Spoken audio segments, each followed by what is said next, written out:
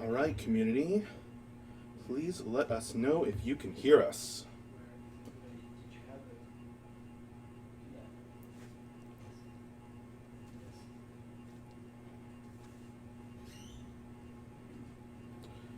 Can you guys hear okay?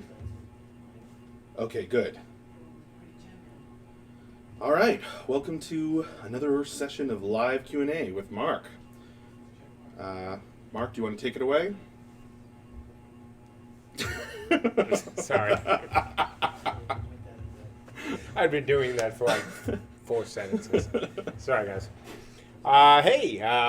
It's Monday. It's 8 o'clock. This is our East and West Coast of the U.S. edition for Q&A. Since we only got an hour, I'll give you news at the end of the hour. Nothing earth-shattering, but certainly some good stuff. But let's get started with the Q&A. Anything you want, wide open. Beta, alpha, future plans. Open to whatever you guys want to know. Hit us with your good questions.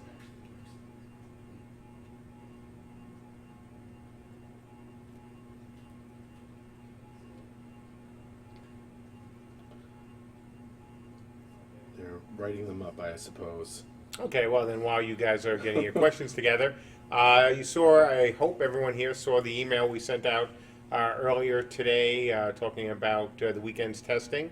Again, for all those who participated, thank you very much.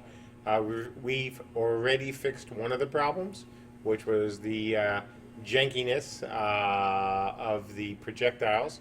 That is fixed. We are testing on hatchery. We've had an issue also pop up, a new issue, of course, pop up with hatchery that we're working on. Hopefully we can have it fixed before the end of the night. And if we do, we'll call for an impromptu test. But that bug, absolutely fixed. And we're well on our way to fixing another one as well. So, good news. All right. Guinness asks, can we expect armors that look like the class concepts down the road? If you mean by class concepts, the newer ones, the ones that are, semi-official, official, yeah, absolutely. Absolutely. That's why they're there. The chat obviously wants to know about goblins. And we're not talking about goblins right now, not for Beta 1. I don't even have a becoming story for them in my head yet. Like most of the ones, most of the funny, or not funny, fun ones, the interesting ones to write, I really don't think about much, or sometimes at all, and pops into head. So we'll see. I haven't been inspired yet for the goblins. Come on, guys. How is Andrew's Archer View going? Archer Cam and View is going just fine. It's won't be long. It will not be long. And as he reminded us today, this is not even version 1 of what he will have for beta. It's version 0.1, and even that may be too kind. So that is up, and it is being worked on. Maybe working on it now, as a matter of fact. And so I think, I think you'll be seeing more soon. I think they liked that answer. How's the progress toward Beta 1? Still looking like it'll be out on March 20th? Question mark? Well, I'm certainly not going to say a day. We're sticking to what we said, end of winter. Whether that's the 20th or the 24th or the last day of the month or tomorrow, which obviously won't be. Not trying to be evasive, just not giving a date right now. We are certainly, as you can see from the streams, and we can whip the camera around for those even more paranoid than myself. We are here working and doing everything we can to, deliver it as quickly as possible. So, Francis Courant asks, would some of the archery mechanics be used for mage projectiles, so we would get more control on non-tab target attacks? Absolutely. That's actually what we discussed today. That's why I'm laughing. Look, when you look at mages and you look at darts, for example, if you look at fireballs as well, we have to do or have more than we have today, especially for sieges. You can't really tab target a brick in a wall. So yes, you will definitely have, as a mage or anyone firing any kind of projectile, whether it's magical or non-magical, you have to have more control and more fine control than we have today. And archery is a damn good start, which is again why it's going in now rather than later. They're asking about when Ben is streaming. Check the schedule. The link will be in chat from Moobot.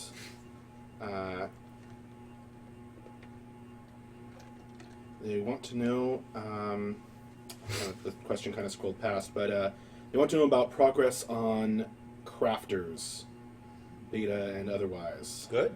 That's moving along. Mark and I spent some time working on it today and just chatted about it again about 15 minutes ago. So that is going in. That will be in just as we promised, maybe a little bit more than we promised. We'll see for the opening of Beta 1, but it's going in as we speak. Fizzgig asks, with weight being a factor on how much you can carry, how will inventory work? Based on a star. I don't quite get that last part. Based on a stat, maybe? Maybe he meant stat. Well, inventory and again, this is the same thing I've been saying since even before the Kickstarter. This is not a game of managing your bags, not in terms of how things are organized. It is going to be weight-based. It is going to be something we are setting it up so, you're not going to be worrying about can you find somebody to make you the latest and greatest bag or a slightly bigger bag.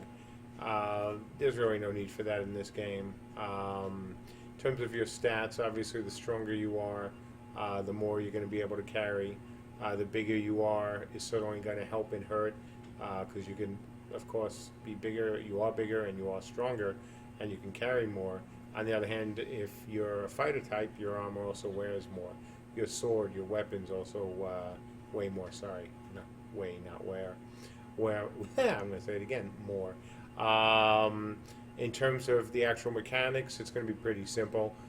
Pick things up, put them in your inventory, take them out of your inventory, drop them on the ground. There will be some organization within your inventory bags. We don't want to be, there's no point in being silly about it. While we don't want to be too hand-holding, certainly we know in a modern or relatively modern MMO, you certainly want to have some convenience things.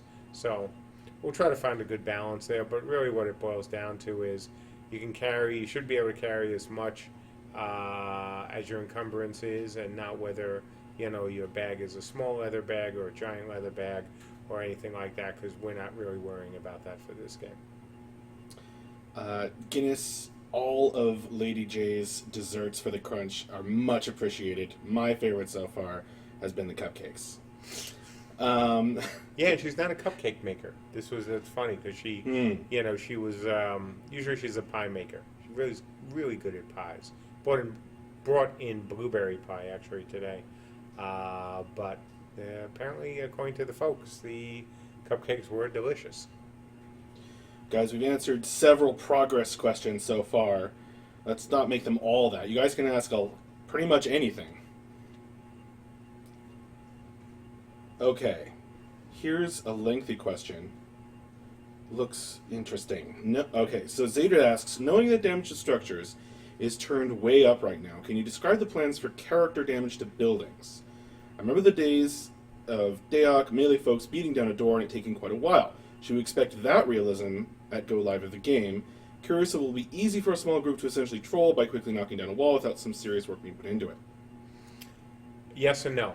So, yes to the first one, no to the second. Yes, we certainly want a much slower approach than we have now. As I've said in all the emails where I've talked about destruction, What we have now is fun. It's silly. It is not meant to be realistic. It's not meant to be a reflection of how things are going to be in the game. Certainly during a beta test or an alpha test, as we're in now, setting building destruction to be slow would kind of be painful and almost useless, since you guys would be banging on the door and then the test would be over. So, we certainly don't want that. If we're trying to do an hour test, that would be silly. So, of course, it's going to take a lot more time to knock down doors or knock down walls. Plus, in this game, you're going to be able to reinforce doors and walls, and then everything else. So it's not, what you're seeing now would be great if this was a mobile or a MOBA or something else where it was really a very different game. We're going for a more realistic game, obviously, or certainly a more realistic MMO. So yes, it will be slower. It will take time. It will be closer to Dark Age of Camelot in that way, as well as other games. In terms of kind of small group troll at night and easily knock down these great walls or through these doors, no, not a chance. That would be just as bad as we've talked in the past about making buildings or anything that you've spent a lot of time not only to create, but to hold or to take. Flipping it that easily would be bad. So no, that's not going to happen. Send more questions, guys. How about, will combat skills have follow-ups? Like you have to use one before you can use a second. Combos, reactionaries, positionals, all that sort of stuff is something we have also talked about since the beginning. It is important. It will be important parts of the game. So yeah. TownZZ asks, from an architecture standpoint, do you look at using microservices and things like Docker containers? I am really sorry, but I have no idea what you're talking about. Try asking that one again, TownZZ. You got one right over there.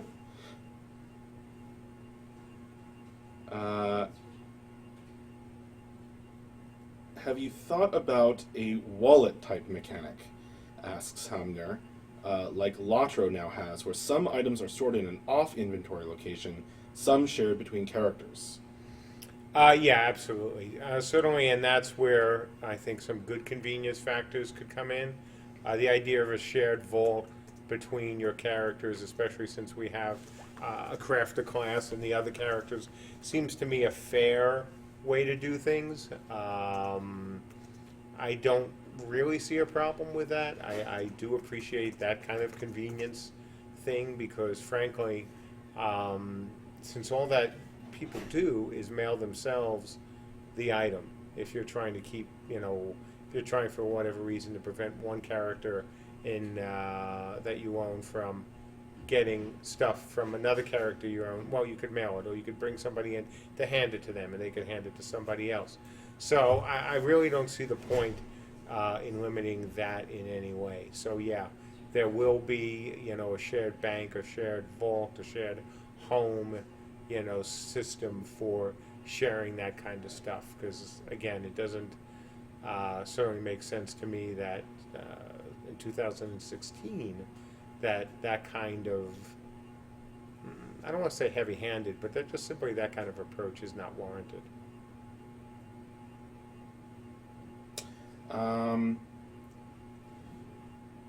What are the plans for points of power? Will they be part of the capture system for islands? Oh yeah, yeah. Points of power are kind of important. Whether they're mines, whether they're just giant stabilizers, whether there are other things. Yeah, absolutely, very important.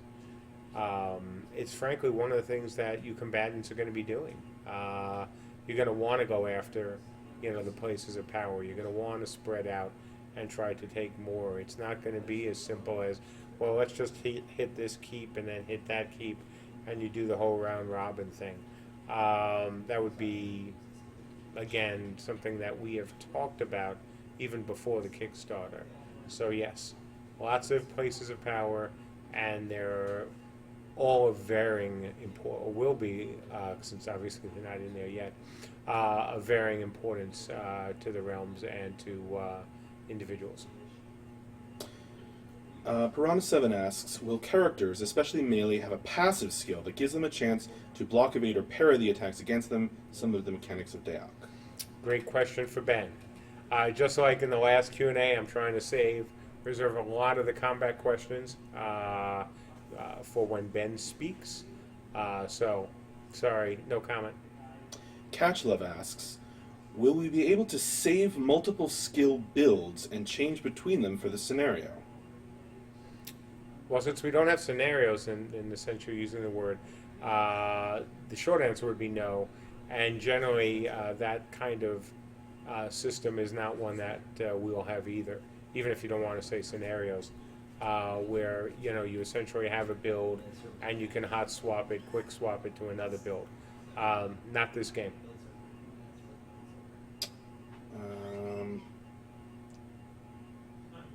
Crusade asks, will the difficulty of destruction of a structure take into account the number of people online, or will the time to destroy simply be a function of how many people are physically there attacking the structure?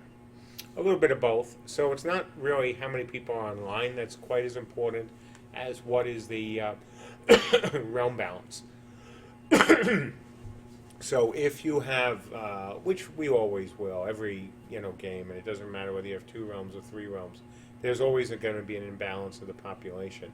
And one of the things that we have also talked about even before the Kickstarter was the idea that there are many ways to try to not necessarily even out the odds, but as we've said, to make losing a little more fun, a little less difficult, without trying to be too heavy-handed.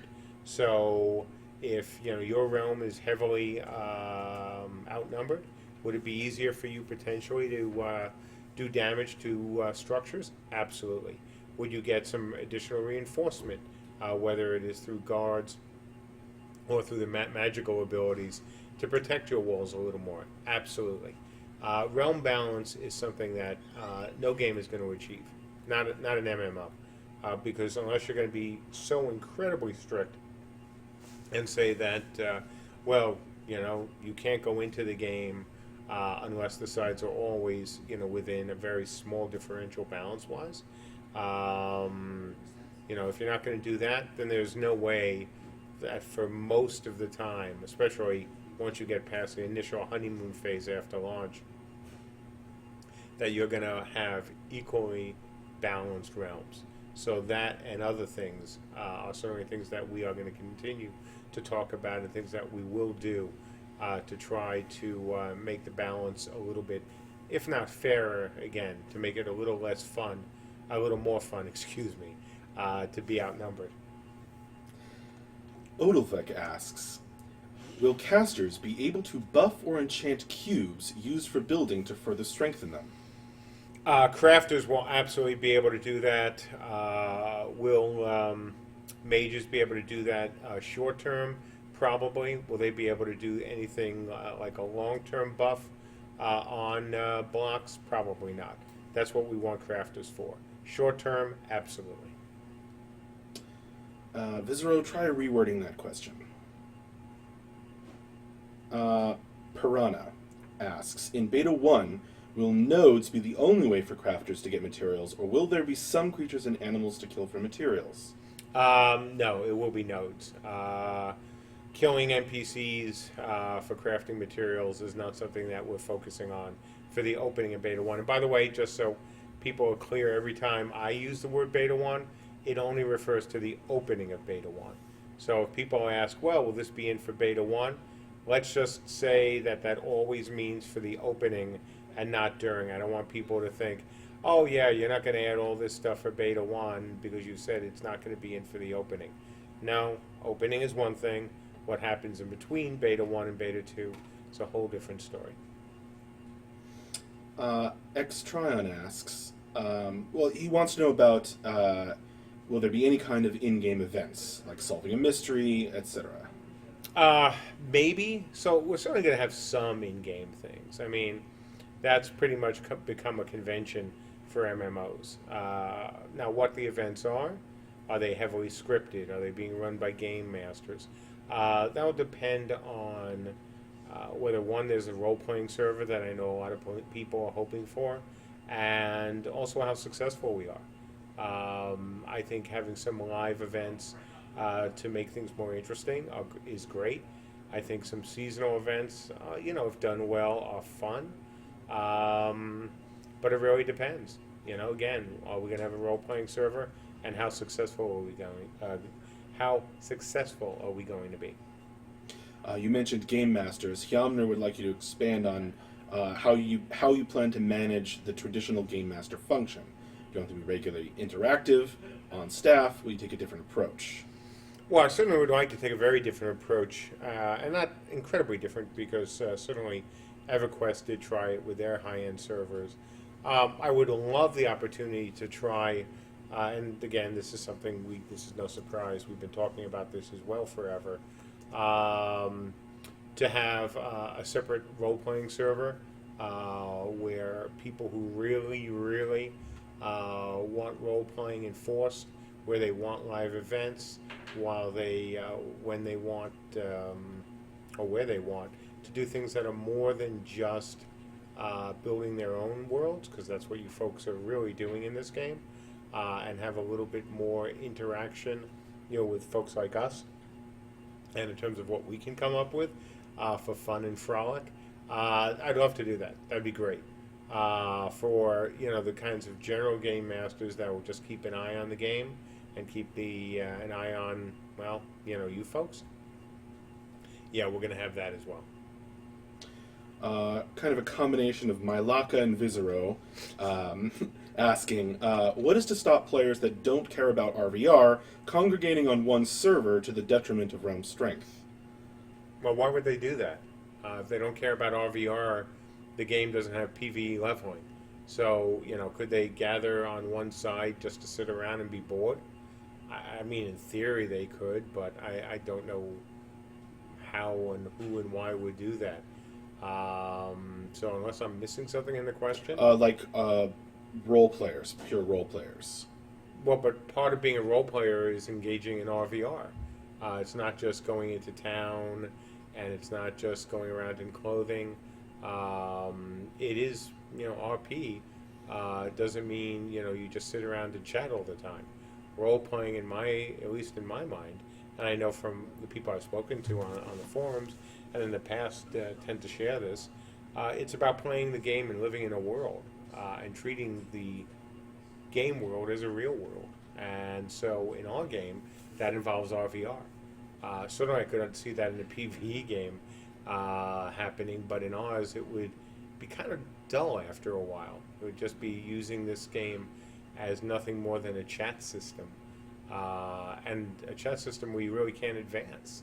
Because, how are you going to get new clothing, new weapons? How are you going to own your home unless you participate in RVR? As a pretty dedicated role player, I like that answer.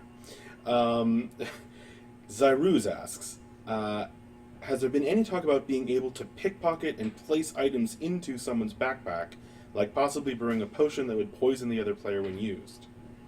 Well, certainly not in your own realm. That would be bad. In terms of doing something like that to the other side, certainly people have asked about, hey, what can we do to really mess with the other realms? Not something that we've spent any time on. We don't have a traditional thief like class in the game. We certainly have more roguish than thievish? Thievery? No, thievish? What would you say? Thiefish? Thief-like? Yeah, thief-like. So, yeah, if you want to do that inside your own realm, you're not going to be able to do that. And potentially we could do some things when it comes to interacting with the other realm.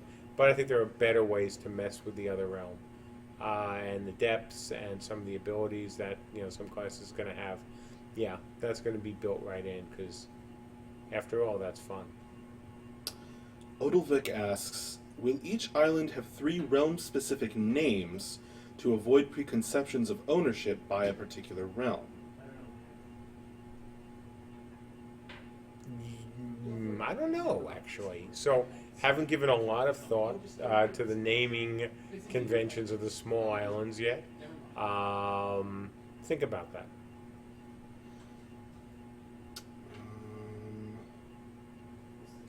Hit me Would it with be more too questions. weird if, like, one of the islands was CA and the other was ME and the other one was LOT? Um, when claiming an enemy-owned structure, will it require killing off enemy players, or will there be a keep lord or capture location flag? Yeah, I actually talked about this in the last Q&A. The traditional, what has become the traditional way to take a keep fear, killing the keep lord, is really not how things are going to work here. You'll certainly have to get all the bad guys, out of the area. You'll have to do certain things to the stabilizer. If there's a stabilizer, there'll be other conditions that will have to be met in order to claim ownership. But it isn't also necessarily an all or nothing. Like if in a mine, if it's a deep mine, if it's a big mine, and there's one player who's found a way to hide somewhere in the geo that's hard to spot, would that keep you from capturing it? No, it wouldn't. So, it's there'll be different things and different ways to do those things depending on what the place of power is. Eistern asks, in your ideal world, how many players do you expect to have per server? I would certainly love to have a minimum of 5,000 concurrent, per server. What that number will be end up being 5 or 10. I don't know. Certainly we have to see where we are tech-wise. But that number feels good. I know what we had, obviously, with Dark Age or Warhammer. And what's really important, or the most important thing, is that even if the tech could support it, we aren't going for a one-server game. That's just bad. Just for what we're trying to do and the game we're trying to make, that would not work well. So even if, Andrew or the guys said, hey, we can, do a one-server world, I don't like that. I don't like that for this kind of game, and I think it would end up really hurting Realm Pride and server pride, even though it would seem like it would do the opposite. Logan Mass asks, will cross-realm talk be enabled in beta, or is this going to be the start of the gloves-off approach? Well, certainly for Beta 1, we're going to still allow people to talk. It's important for us to monitor what people are saying. And I don't mean monitor, obviously, in a bad way, but, for us to pay attention, and also at times for players from the realms to talk to each other and help set things up. Because, frankly, look, we, especially when you look at the opening of Beta 1, this is not about starting to split the world into the realms on a permanent basis. We're not enforcing realm locking as we would, of course, in the live game and before we go live. Beta 1, just like Alpha, is all meant to help us make a better game. And I can't see a convincing argument for saying there is no way we should let players cross-communicate during Beta 1, especially the opening. Now, if people abuse it, well, then we might deal with the people versus just shutting everyone out for now. We need help. We always need help. I mean, when you make this kind of game, you need people's feedback. You need them doing everything they can, especially this early on, to make the game better. And it's my hope and belief that at this stage, keeping communications open is a good thing. HollowPoint123 asks, I watched some of the developer streaming on building the targeted archery system. Will all ranged combat be done as skill shots? Well, it's not all about skill shots. We do have tab targeting. We've said that archery, as well as magic, is more than tab targeting. It's more than skill shots. You need, obviously, to have some kind of control over your weapons if you want to take out buildings. Because, frankly, as I said even during this stream, trying to tab target blocks would be really, really bad. And even, forcing people to use the mouse to select certain points for tab targeting, essentially, also not necessarily great. And since we also have said that if you're trying to shoot things into the middle of a keep, that you should be able to do that, we need the combination of that kind of archery and projectile system, while at the same time maintaining ease of use, for our players. So we've said from the beginning it's going to be the final system will have a combination of different mechanics. Now you're seeing one of them. Townsy asks, what is your biggest surprise / cool thing getting to this point in the project? Let's come back to that. That's a really good question. First time anyone's actually asked that in a good way, as opposed to, what's your biggest disappointment so far? Or what's the biggest roadblock?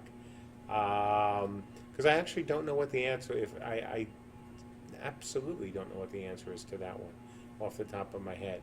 So Max, if you can remind me, because I'm going to think about that. All right, Townsy, ask me that again later. Good question.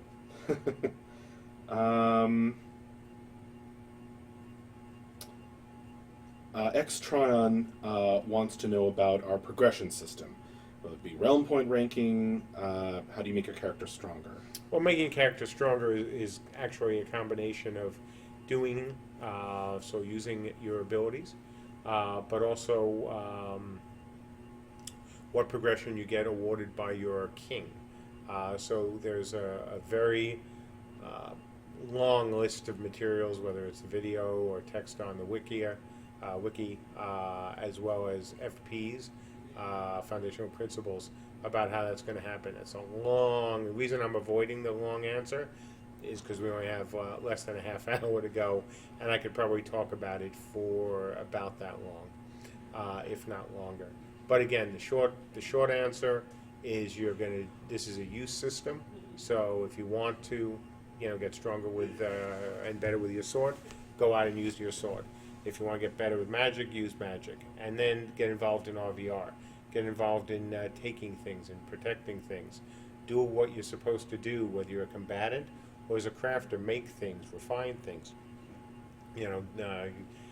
gather things. All of that will help your character progress. Zyruz asks, how do you plan to balance realms if one gets too populated? Just as we've been talking about from the beginning, there's no silver bullet solution. I hate silver bullet solutions. Werewolves, yeah, great, fine. But in a game like this, there isn't a silver bullet. Again, the phrase that Andrew used, that I've certainly been using a lot as well, is we need to make losing fun. And it's the same thing about it. That applies to how we're going to balance the realms. We can't force people, we can, but we don't want to, not to play one realm if that's the most popular. What we want to do is encourage people as much as possible to try the other realms. And if their realm, if a realm is very much out of balance, we'll just keep upping the ante in terms of what advantages we'll give players who join that realm. On the other hand, and actually it's not the other hand, at the same time, we would then also look at that realm and see, hey, is that awful? Did we, screw up on classes and the races to make that realm less appealing? It's a combination of looking at what we're doing and make sure we didn't do anything really stupid. Somewhat stupid is okay because old developers do, but at the same time, also see what else we can do, not only to make things better in the short term or in the long term, but actually in the short term as well. There's lots of discussion of realm and server pride and how we are going to encourage those things. Right. Is that the question? They want to know. Yeah. Okay. They want to know how we are going to encourage those. Well, certainly it all starts from the opposite, or the the opposite answer to what I said earlier about keeping the realms apart. So once the game is live, if not, then certainly before, you won't be able to talk to other players, in other realms, not via the game. You won't be able to understand them. You'll see, gibberish. We want to give every realm, make every realm attractive, sexy, tough. We want to have iconic characters, iconic races and classes that belong to each of the realms. There's so much involved in that. It's not a decision that, again, just like the silver bullet thing, it's not something that you can point to and say, well, it's one thing. Hey, we did this, and so that's going to make server pride or realm pride fantastic. It's what we do. It's what we do at every level of the game's design, artistic vision, and programming, to make sure that, each of the realms is really cool, each of them is fun to play, and that, we use the progression system, we use other things to try to make people, feel good about their decision to play any of the three realms. And in terms of server pride, maybe we'll have different rule sets. Not necessarily, huge difference in rule sets, but some difference in rule sets depending on how many people actually come and play our game, where we can have slightly tougher servers if people want that. The same with role-playing servers. So, that's all part of it. Encouraging competition as well, a little bit between the servers, can be fun as well, and we'll look into ways to do that too. Catchlove asks, will crafters be able to make traps that sabotage/explode siege weaponry or bridges when they are used by enemy factions? Can they be given to other players, stealthers, etc., to use? Yep, that's absolutely part of the game plan.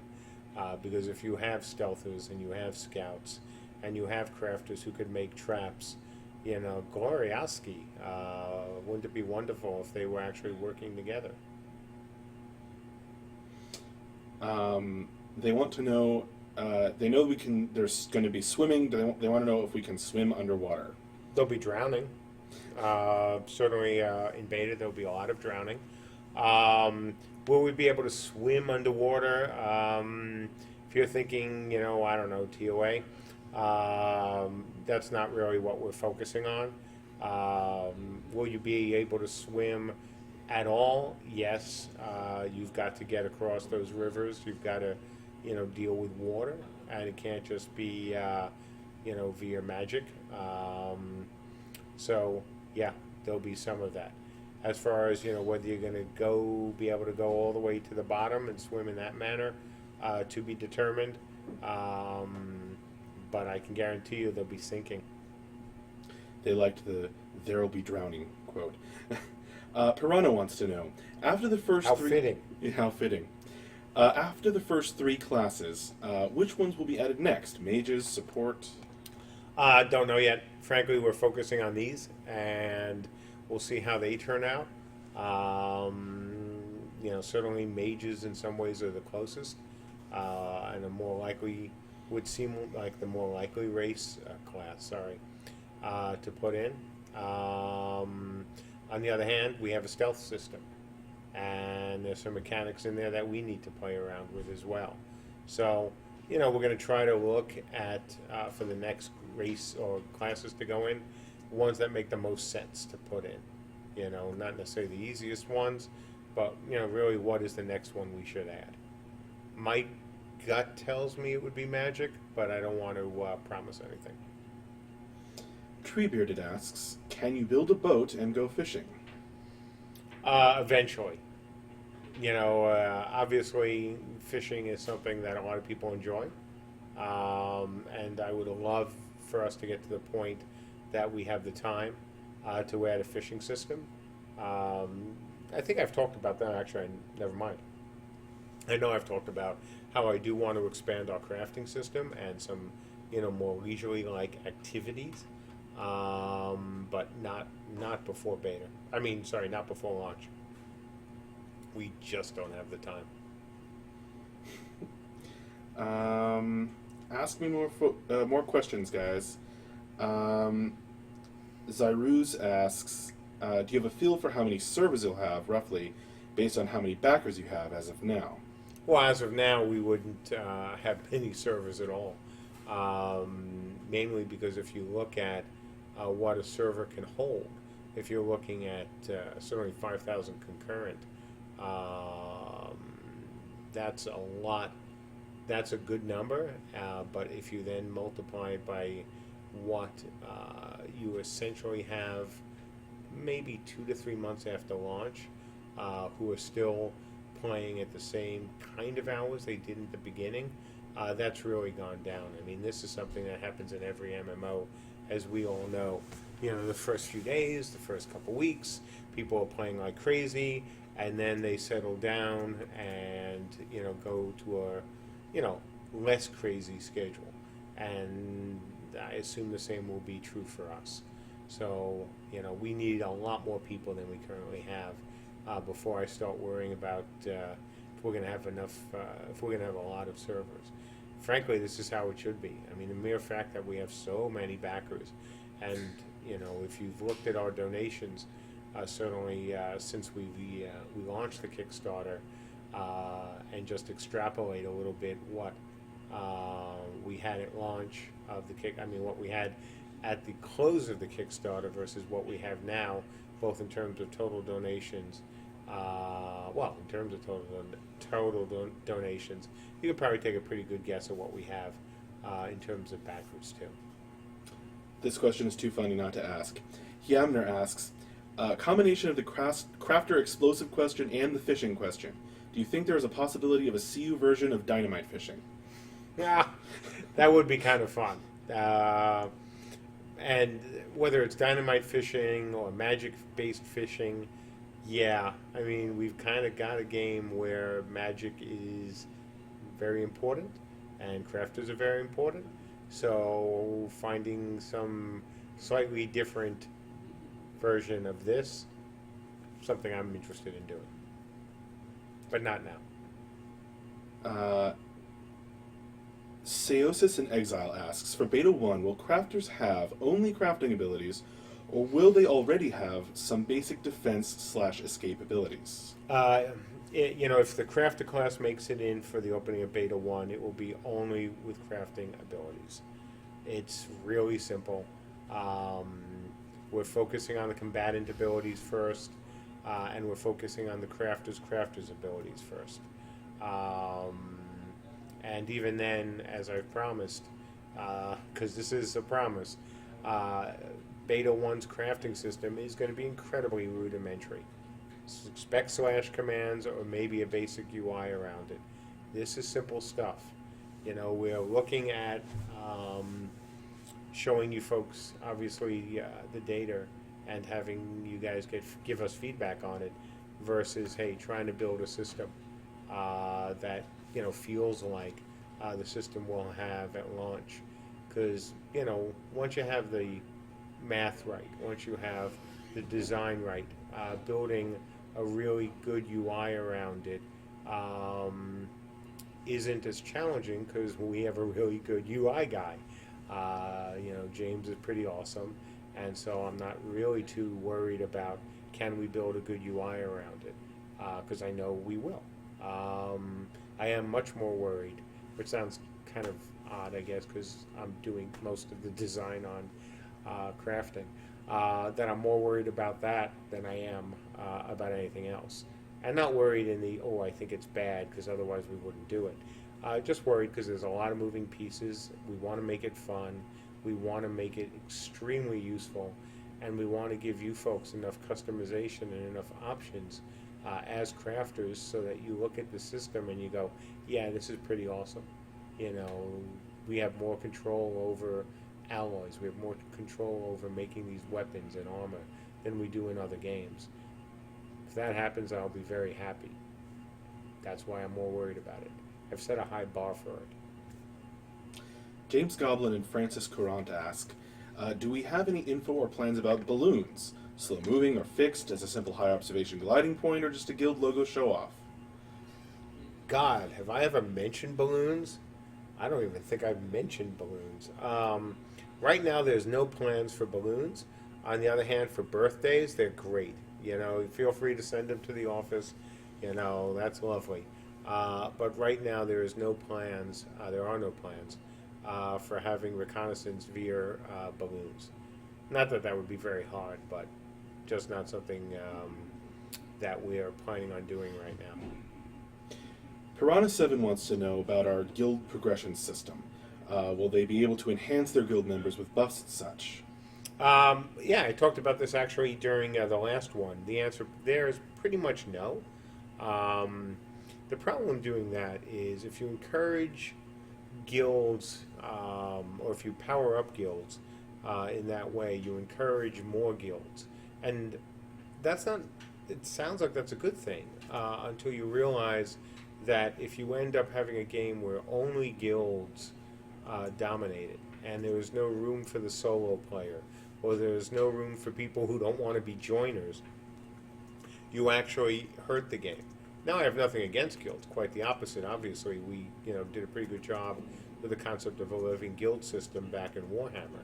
So I think the key is to look at what you can do for a guild to make them attractive, to make them something that makes the guild members happy and glad to be in a guild, but doesn't make them more powerful in a way that would hurt, realm pride.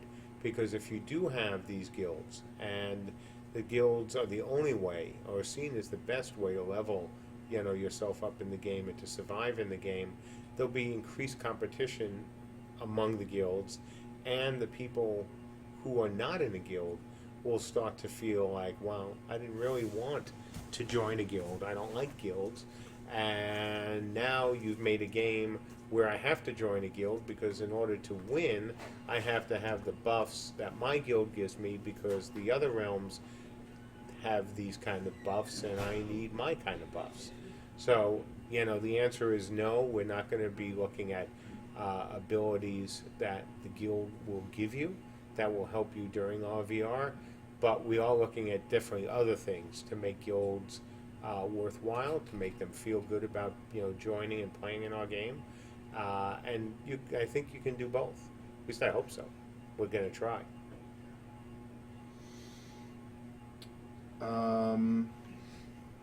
Captain Stacy, there will be a safe zone. All right, Alaris wants to know, how was work today? Work was great. Got a lot done. As I started today's Q&A, I said that we found the problem with projectiles, so that was good. Making progress on crafting, making progress on archery, making progress on getting all Ben's spreadsheets into the game, making progress in ARC.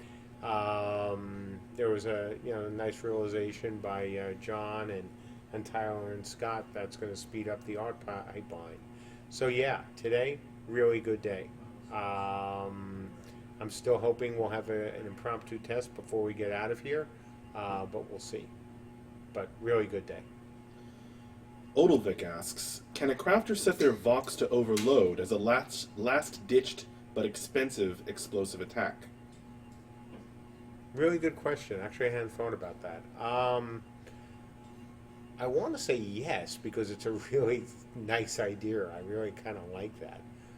The idea of leaving your Vox maybe in the depths and putting it on high, essentially, and letting it explode when, or hoping it would explode and take out some enemies with it. Kind of cool. I'll think about that. Crusade asks, any comments on the mechanics/purpose of Veilstorms? Will we see other non-player related entities which are attracted to bloodshed? I hope so. I think that would be a nice add and a nice thing to come out of the Veilstorms. Once again, that's the sort of thing that would be great for an extender pack or post-launch as opposed for pre-launch. But we'll have to just see how we shake out time-wise.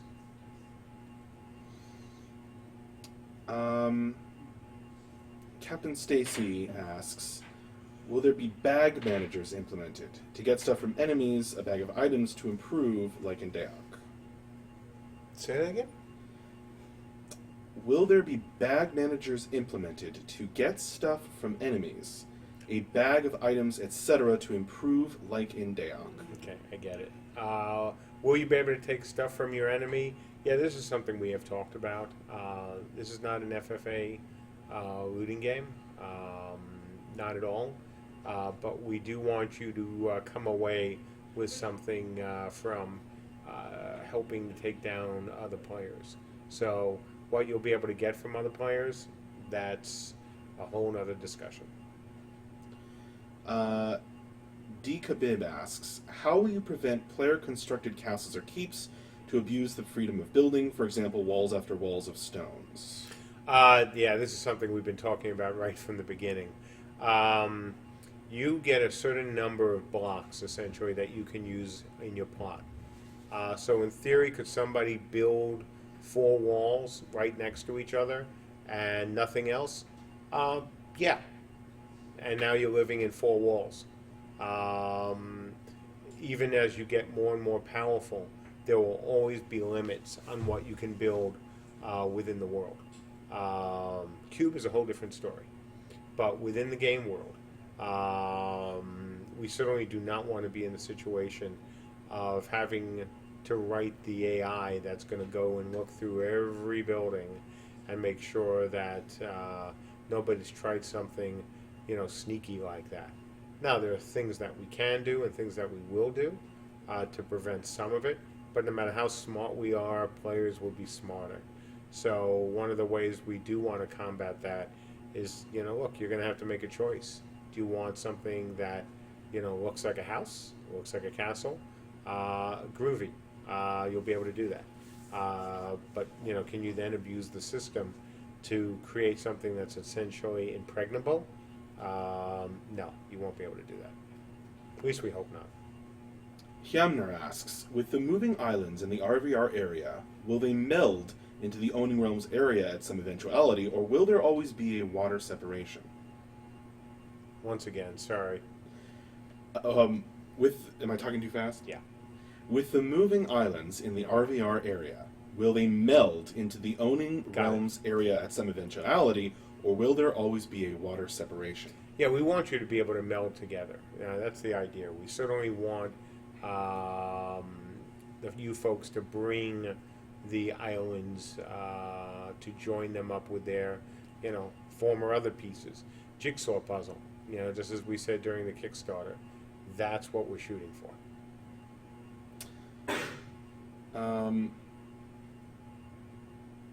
Okay, several people have asked about how RVR Tunes will trade with crafters.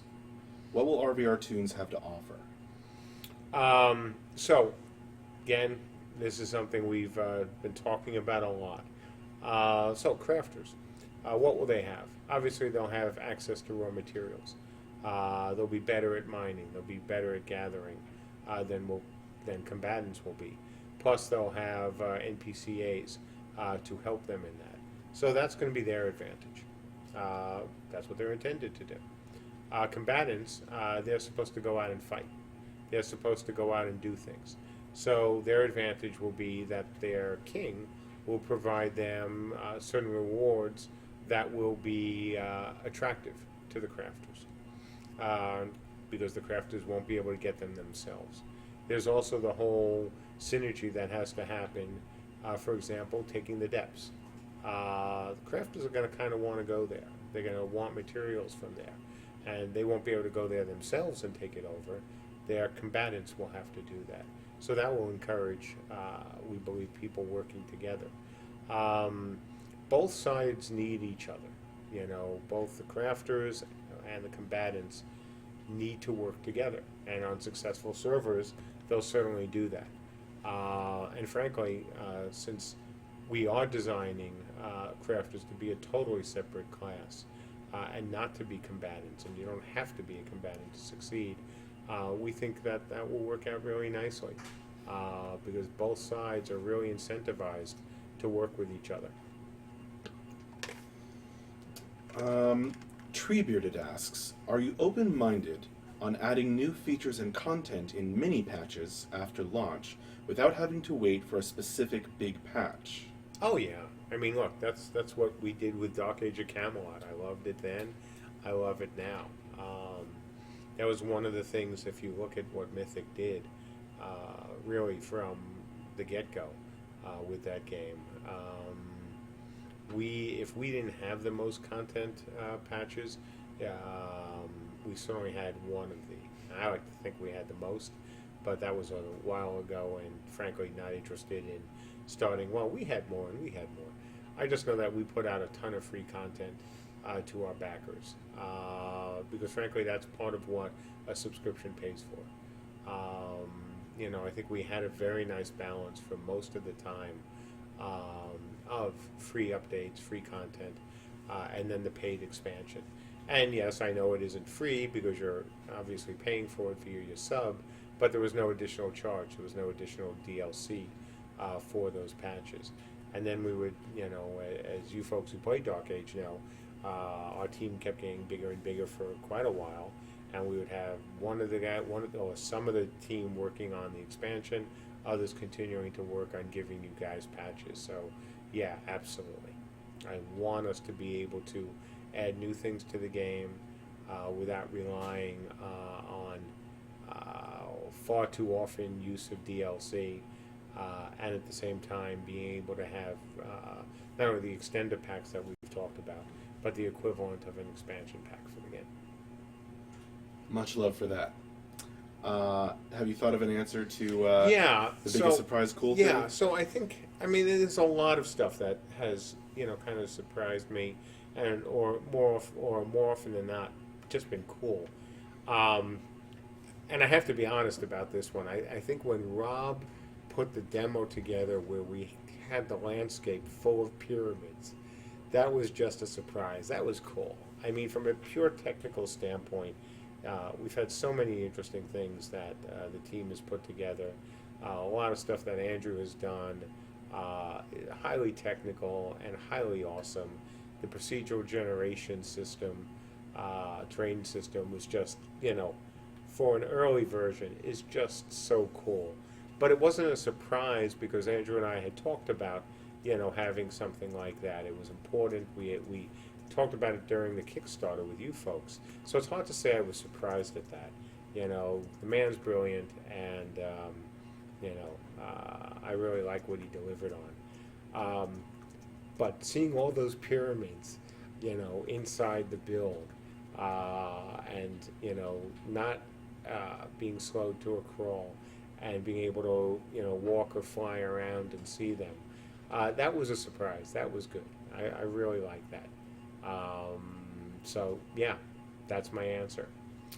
Well, it's 8 o'clock, or almost 8 o'clock. So, last question. Okay.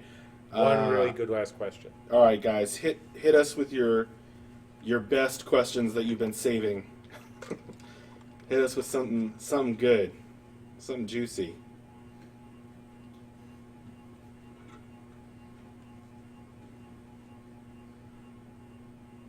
Well, I don't know how juicy it is, but Give him a couple minutes. Oh, He'll all come right. up with something juicy.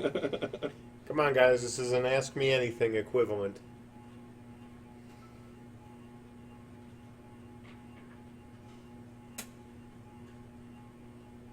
I think the light just burned out. Boom. That's fun.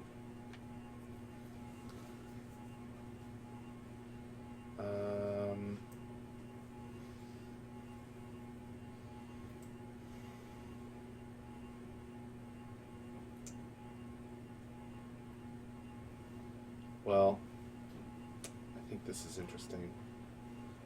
Odelvik asks, will NPCs in the depths adapt to their defeat by leveling or adjusting their skill sets to avoid a repeat defeat?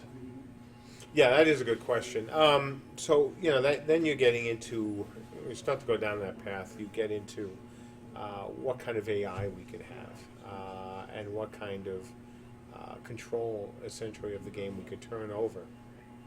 to the NPCs. And yeah, that would be something that'd be really cool. And certainly, I think we have the people here to do that. Would we have it in for launch of the game? Probably not. Is it something that I'd like to do going forward with this game as well as other games? Yeah, absolutely. I mean, the concept of AI like that goes back to the old MUDs. So, yes, I would love to have it. Don't think we would certainly have time to do it before launch, but who knows afterwards.